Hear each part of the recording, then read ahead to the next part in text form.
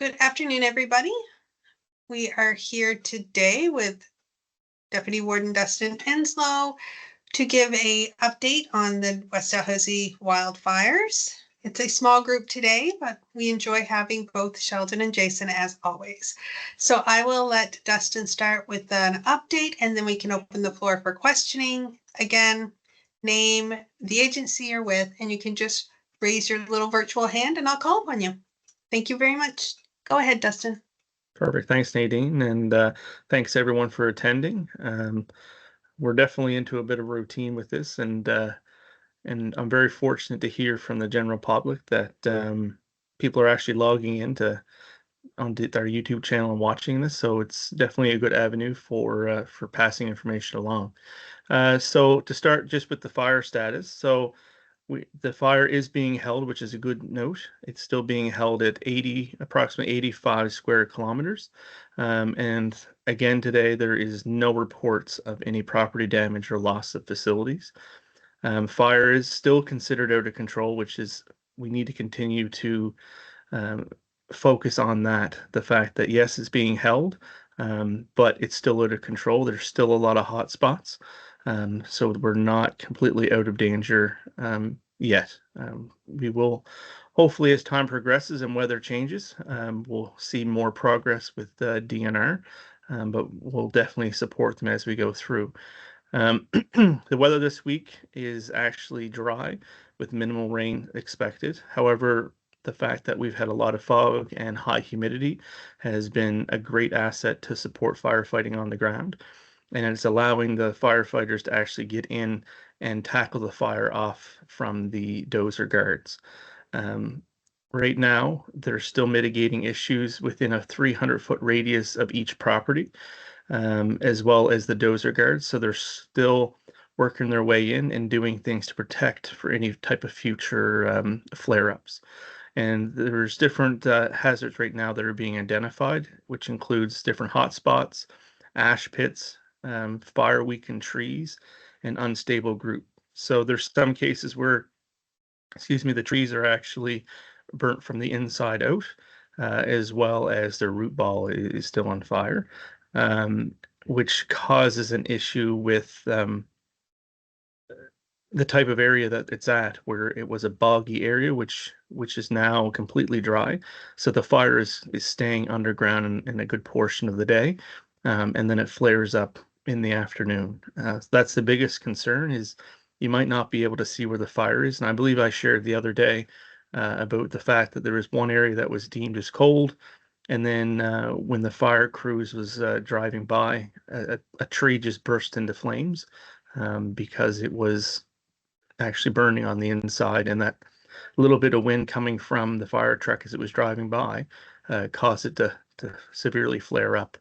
So these are just examples of why it is still unsafe to be in there. Um, we also are dealing with a lot of unstable ground and falling trees out there. So every day they're cutting and maintaining more trees that are in risk of blowing over. Um, usually in a situation like this, we get fearful of stronger winds to knock trees over. But in this case, the way that it was burnt, that, they're falling down even without a severe amount of wind, which causes multiple factors for the safety of the people on the ground, as well as the crews that are working on getting essential services like power and communications into certain areas. These trees are at risk of falling and then causing damage to work that's already been replaced or repaired. Today on the ground, there's 9 helicopters, 4 planes, including a bird dog, which is a spotter plane. So we're still very grateful to have different rental and on loan infrastructure. So we still have the Northwest Territories planes, as well as various helicopters that are making some very strong gains.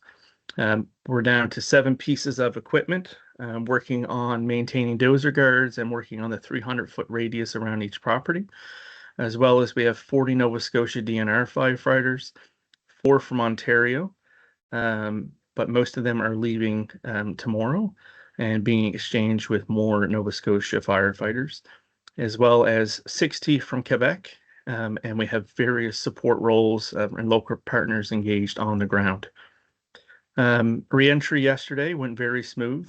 The fact that we had a lot of resources there to help people at the Morris Road gate, where we actually had a local counselor again at this reentry with some of our municipal staff and different law enforcement officers to help check to make sure that you are actually in that area and are actually able to go in. And we also passed out safety kits and different test kits to assist people with their reentry to their home. As you can imagine, when the power's been out for that long, there is a lot of concern around stale food and different things like that. So we want to make sure people had the resources to tackle some of that. We do understand that, every time there's people that are allowed to go in, there's still people that are not able to go back home. And we just want to ensure people that we are going to continue to work with you and we understand the frustration that you're going through. And we just want to continue to do everything we can to support you and ensure that you have everything that's needed until you get to your home and even after you get to your home. And for the people that have unfortunately lost homes during this, we will continue to support and work with you and advocate on your behalf with the province and other stakeholders to make sure that you can have go back to a normal type of routine and belong and be back in the community that you love and have lived in for quite some time. But we're working together with the province on various reentry plans, as well as trying to work with the people that are still evacuated on ways that we could potentially allow people to visit the affected site safely in a type of a protected environment to ensure that no one is in any type of danger, including the people that are escorting them. In regards to different supports, we were invited to a meeting that was hosted by the evacuees, where we had members of the municipal staff. There was no elected officials, so unfortunately I wasn't able to attend, which is good. It was able to be focused solely on the evacuees and answering their questions at that time. We also had Department of Natural Resources there and members from the Department of Emergency Management was able to answer a lot of their questions and provide as much information as possible. And it was a very productive and positive meeting, and we look forward to attending some in the future.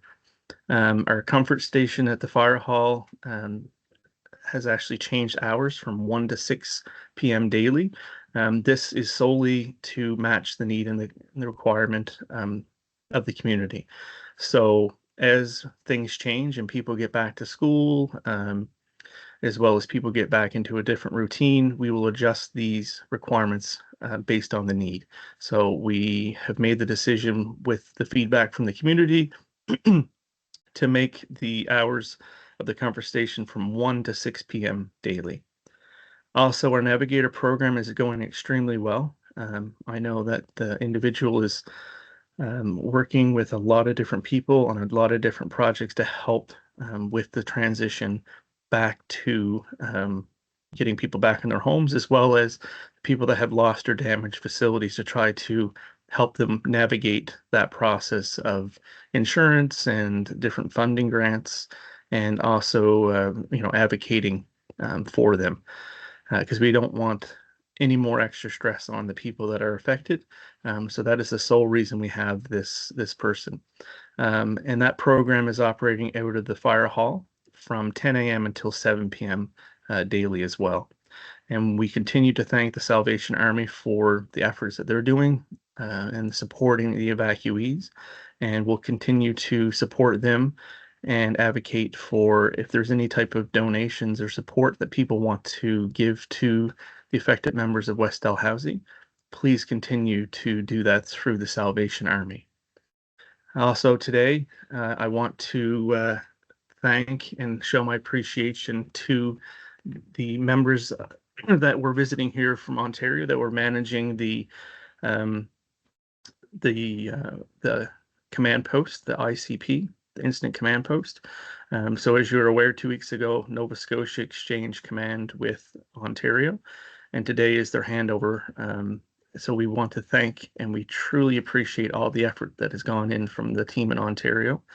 It again shows that under really good leadership, no matter what province you're from, that you can step in and have a significant effort onto what's going on.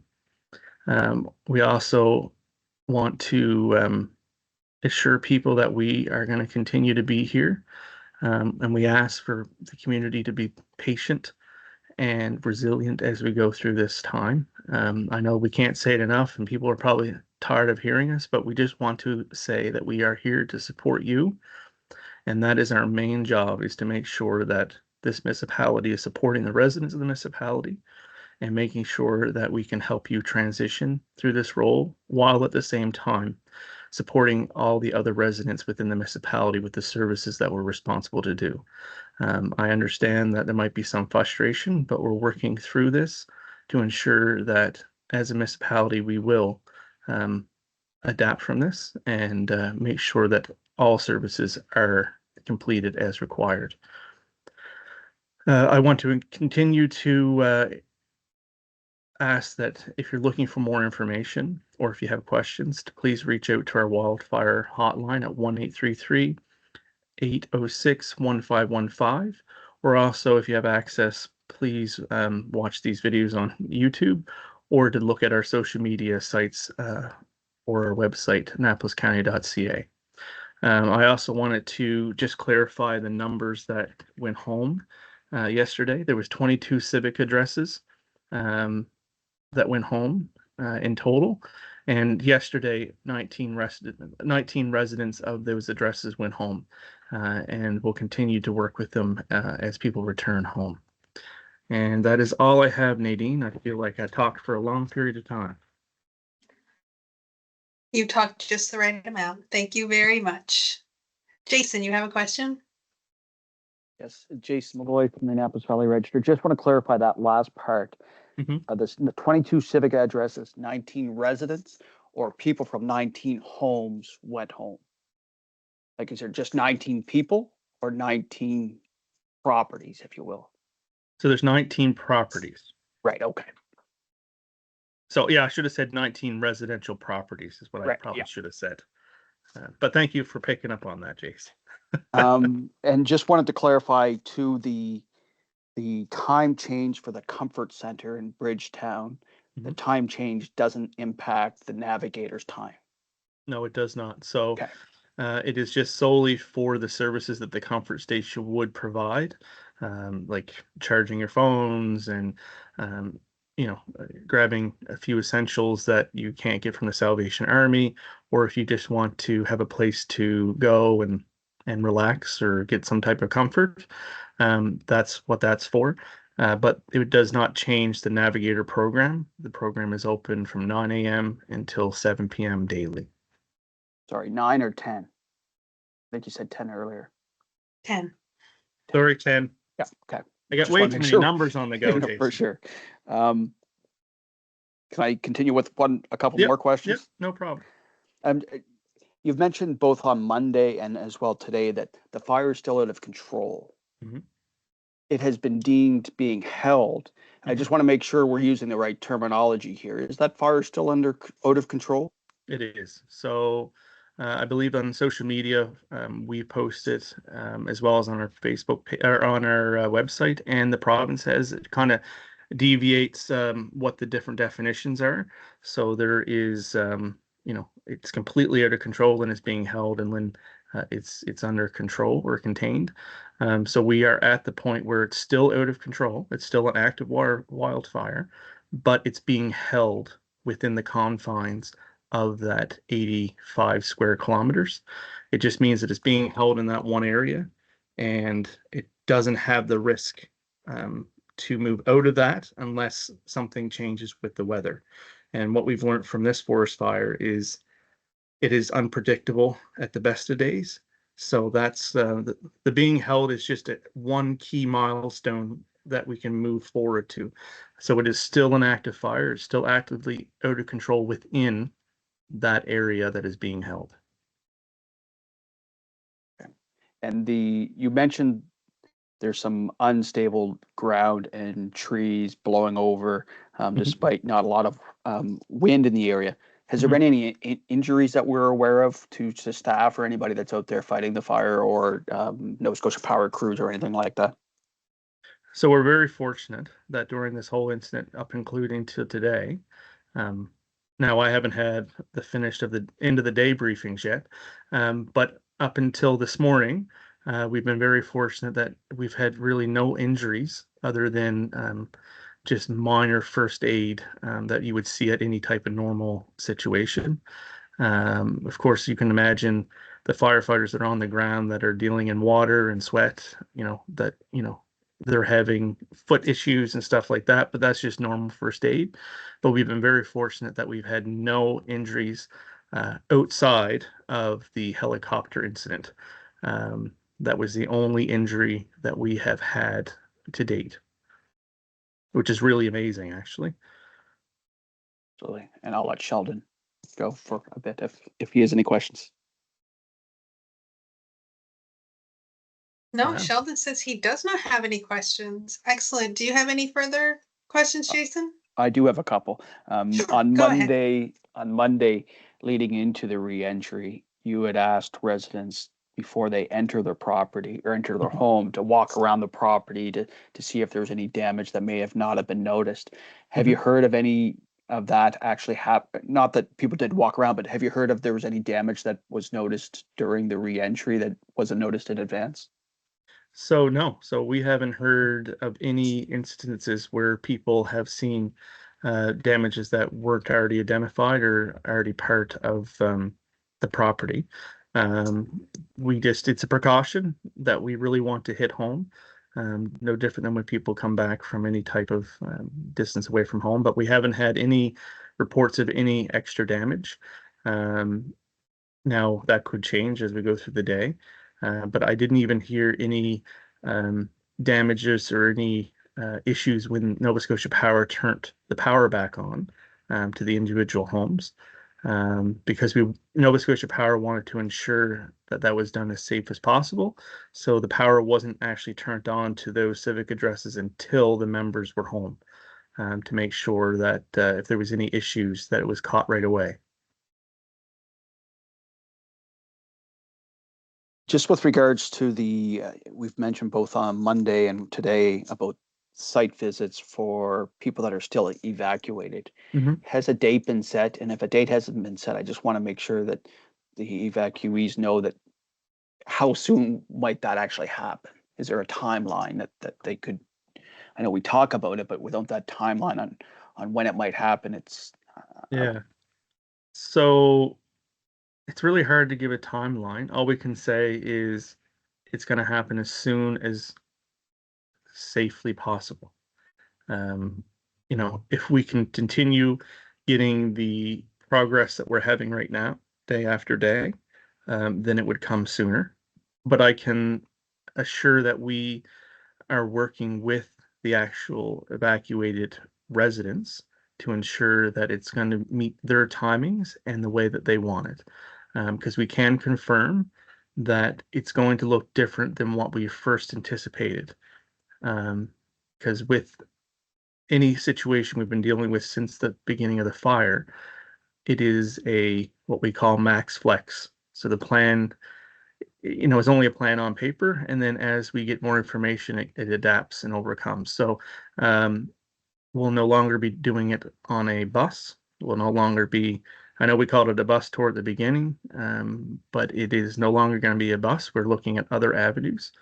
Right now, we don't want to share what that is until we actually have a solid max flex plan.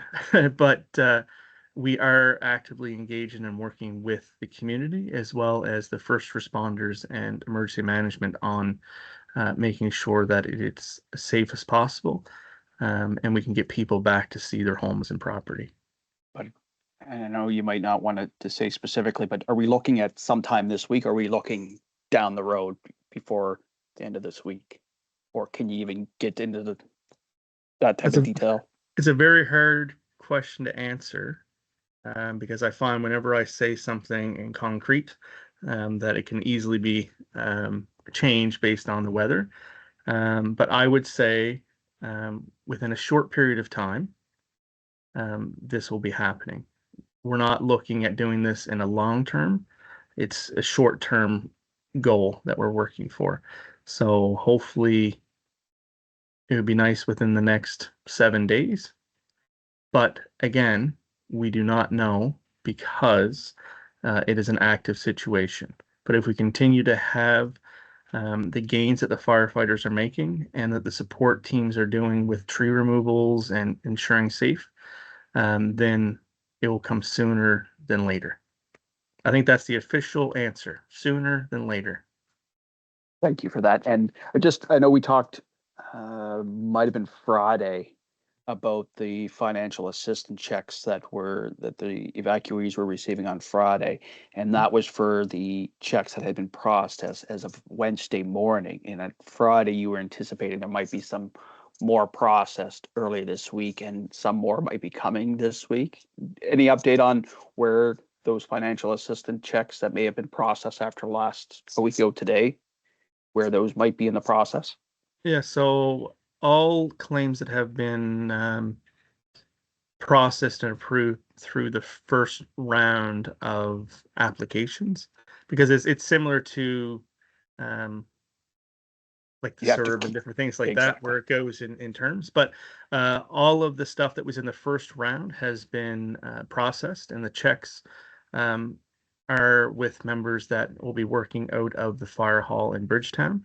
We do have checks that people still haven't picked up, and we've been trying to actively reach out to people to make arrangements. So I'm actually glad you brought that up because I forgot to talk about that, where if anyone is watching or if anyone knows anybody that is having difficulties trying to get to Bridgetown to get your check, please reach out to our 1833 number and inform us of that. And we will make every effort to ensure that you get your check. Perhaps it might even be delivering the check. We just want to eliminate all possible barriers for people to get the money that they have applied for and has been approved. So please, if you do not have your check and there's an issue with trying to get to Bridgetown to get your check, please feel free to reach out. And any word on new applications being approved and those checks arriving in Bridgetown for the second wave? So I probably should have more information on that over the next few days. Okay. So perhaps on the next update, we might have more information that I'll share at that time. The last one that I have for you, Dustin, is just the, I think you said Monday about the waste collection, and that's happening tomorrow. I just wonder if there's any other information there that you want to share to remind residents. We've gone through a lot this week. Yeah, so we just want to assure that it has been set up for Thursday. We do have information that went out in the information packages that were given out on Tuesday.